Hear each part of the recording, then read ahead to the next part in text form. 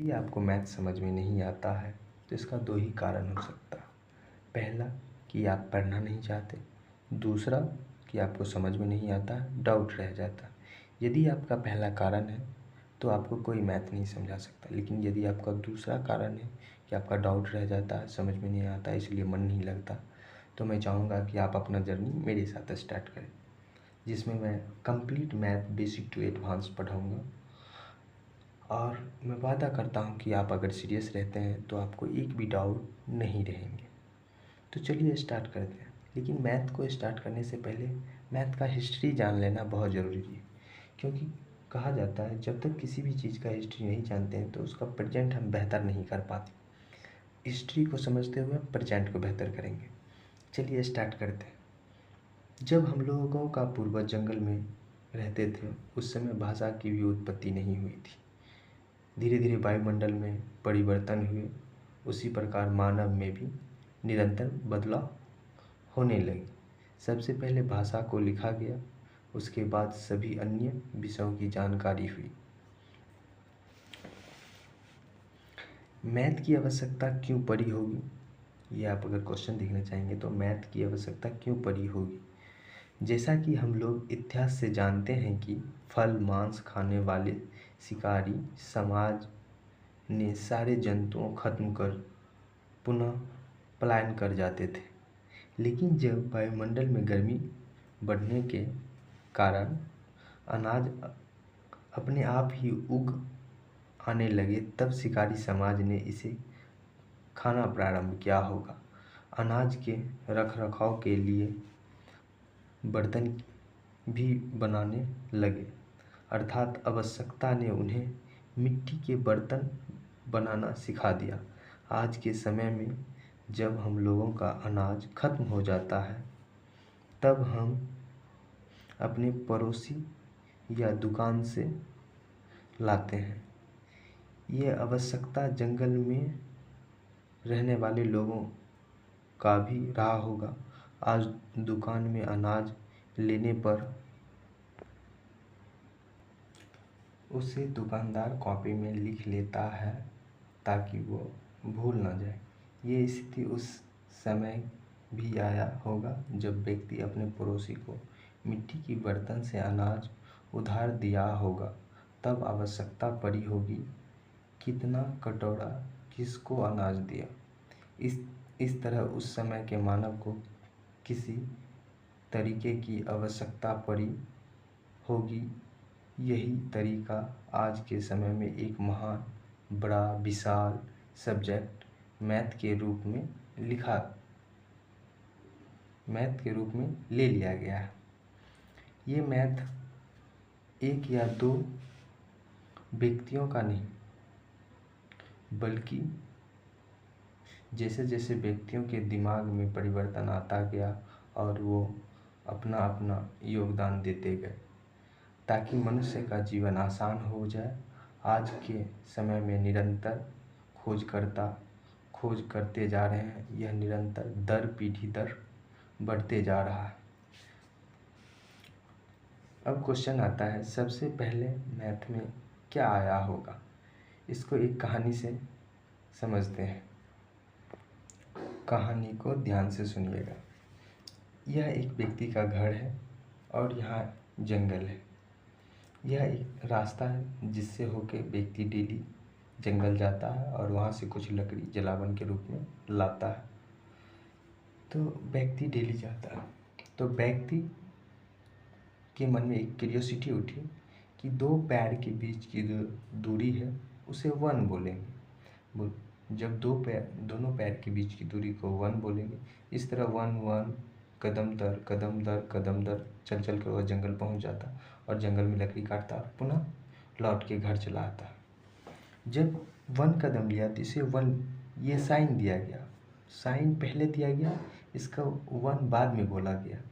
उसके बाद कोई दूसरा व्यक्ति आता है और वो बोलते हैं कि ये वन वन वन बहुत सारा कन्फ्यूजन पैदा करता है। वन कदम, इसको बोला, इसको एक और साइन दे देते हैं, इसको एक ऐसा साइन दे दिया गया। जब ये साइन दिया गया तो बोला इसका क्या मतलब, बोला इसका तुम्हारे 2 कदम के बराबर है। तो इसको फिर तीसरा साइन दिया गया, ये साइन दिया गया, बोला गया इसका क्या साइन, इसका क्या मतलब, बोला तुम्हारे 3 कदम के बराबर है।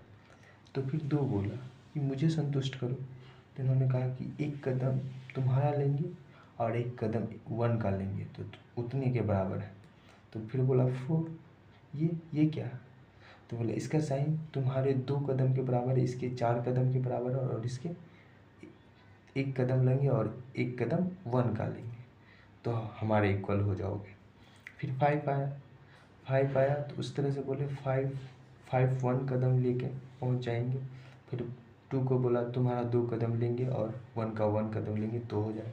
3 को बोला गया तुम्हारा 1 कदम लेंगे, 1 कदम 2 का लेंगे, पुर जाएंगे। 4 को बोला गया 1 कदम 4 का लेंगे और 1 कदम 1 का, मेरे इतना पुर जाओ। इस तरह जब भी हम नया नंबर को खोज करते गए, वो पुराने नंबर को सेटिस्फाई करते गया, और इस तरह से करते करते जब हम लोग 9 पे पहुँचे, इस 9 पे इसके आगे भी अलग अलग नंबर खोजे जाने थे। लेकिन आप एक बात ध्यान रखिए कि मैथ हमारे जीवन को आसान बनाता, ना कि मुश्किल। ये जब 1 से लेके यहाँ तक 9 तक आए, उसके बाद अगर 10 को अलग साइन दिया जाता, फिर 11 को अलग साइन दिया जाता, इस तरह से तो दुनिया भर का साइन हो जाता और आदमी का जीवन मुश्किल हो जाता। तो सभी गणितज्ञ जो थे 1 से स्टार्ट किए, 9 पे आके अटक गए, इसके आगे बढ़ा ही नहीं जा रहा था, कोई और नई साइन नहीं आ रहा था। तब हमारे भारत के ही आर्यभट्ट, जिन्होंने थिंक किया कि जब 2 कदम के बीच की दूरी को 1 कहेंगे, तो एक टाइम तो ये भी होगा कि ये व्यक्ति स्थिर रहा होगा, रुका हुआ होगा, कदम ही नहीं बढ़ाया होगा। उसको एक साइन दिया गया जिसको हम लोग अभी पढ़ते हैं 0। तो इन्होंने साइन दिया 0। जब इन्होंने साइन 0 दिया तो सभी ने बोला इसका क्या मतलब, बोला इसका यही मतलब है कि ये अकेला कुछ भी नहीं है, लेकिन किसी के ऊपर आ जाने से, किसी के दाईं ओर आ जाने से ये उस नंबर को 10 गुना बढ़ा देगा। जिसे यहाँ से अगर 0 यहाँ लिख दिया जाए तो ये जो एक कदम है यानी 10 कदम के बराबर हो जाएगा। बोला ओ ऐसा क्या, तो बोला इसका फ़ायदा बताइए। इसका फ़ायदा ये हुआ कि हम लोग का ये नंबर का रिपीटेशन मिल गया, मतलब बहुत सारा अलग अलग साइन हमको नहीं ढूंढने पड़े। नहीं तो 9 के बाद फिर अलग साइन देते, फिर 11 का अलग साइन होता, 12 का अलग साइन होता, और इस तरह से मैथ मुश्किल हो जाता। मैथ मनुष्य के जीवन को ईजी बनाने के लिए बना है, ना कि मुश्किल बनाने के लिए। जब हम लोग 9 तक पहुँचे तो उन्होंने कहा अब क्या किया जाए, बोला इसी को क्योंकि अकेला 0 कुछ भी नहीं है, इसलिए 0 का रिपीटेशन हम नहीं कर सकते। रिपीटेशन इसको 1 को पकड़ते हैं, फिर हम 1 लिख लेते हैं और उस पर 0 देने से इसका नेक्स्ट कदम आ जाता है। तो बोले ठीक है, उसके बाद क्या, उसके आगे क्या, बोला 1 को पकड़े हैं 0 लिख दिए, तो फिर 1 को पकड़ेंगे 1 पे 1 लिख देंगे। चलिए फिर 1 को पकड़े, उसके बाद क्या बच गया 2, तो उस पर 2 लिख देंगे। उसके बाद 1 पकड़े, फिर 3 लिख दिए, और इस तरह से चलते चलते जब हम 20 तक पहुंच गए तो बोले फिर क्या, फिर बोला अब 2 का रिपीटेशन करेंगे, इस तरह फिर 3 का रिपीटेशन करेंगे, 4 का रिपीटेशन करेंगे, और इस तरह दुनिया का जितना चाहे उतना नंबर बना सकते हैं। और 0 के आ जाने से मैथ बहुत ईजी हो गया, और इस तरह से हम लोग आगे नंबर पढ़ेंगे, देखते हैं। अब चूँकि मैथ 2 तरीके से पढ़ा जाता है, पहले कुछ नियम है उससे मैथ बनाया जाता है, और कुछ जो पहले वर्क है उससे नियम बनाया जाता है। कुछ नियम से मैथ बनाया जाता है, कुछ मैथ से नियम बनाया जाता है। तो 0 के लिए कुछ नियम फिक्स कर दिए गए, कुछ रूल फिक्स कर दिए। पहला, अकेला 0 कुछ मान नहीं रखता, उसका कोई मान नहीं है।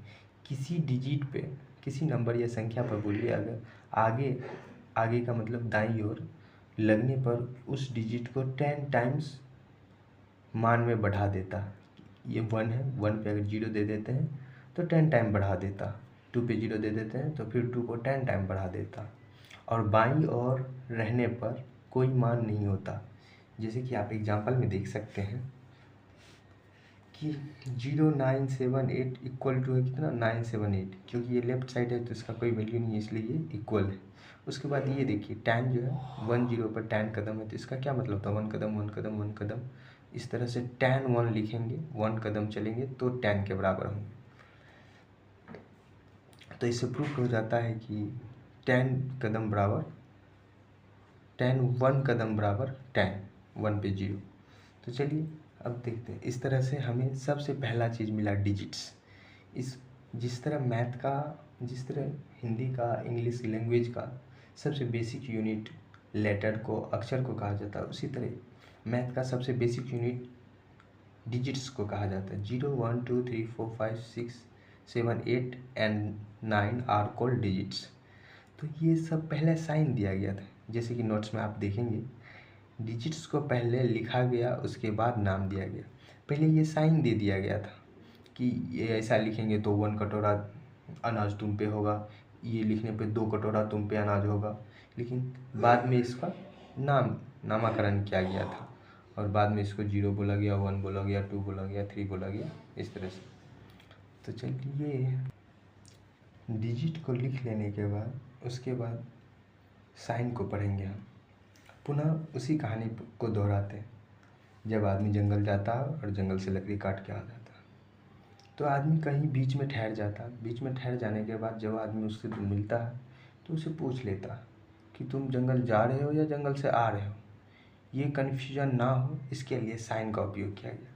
पुनः कहानी को दोहराते हैं। जब जंगल में लकड़ी काटने जाता था तो ये साइन दिया गया, ये साइन दिया गया, और जब जंगल से लकड़ी काट कर वापस आते थे तो ये साइन लिखा जाने लगा, ताकि समझ आ सके जंगल जा रहा है या फिर आ रहा है। बाद में इसे प्लस नाम दिया गया और तथा इसे घटाओ यानी माइनस नाम दिया गया। धीरे धीरे इस चिन्ह का और सारे उपयोग किए जाने लगे, जैसे